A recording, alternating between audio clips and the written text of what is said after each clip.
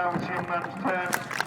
And we've got here, this is Joe Roxburgh from the Diamond Primary School, and that's from Slovakia, where the comes from. Okay? That was my cassette machine.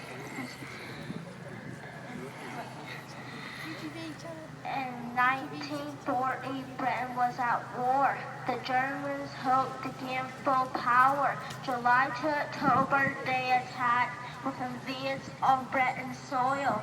With constant rage, they bombed our ships and then our planes. They bombed our cities and our homes. Over 900 aircraft destroyed and lost. Our brave pilots' lives have paid the cost. But through manner radar, the war was won, and Hitler's army had to run. Thanks to the magnificent Royal Air Force, we gained our freedom and ran the course.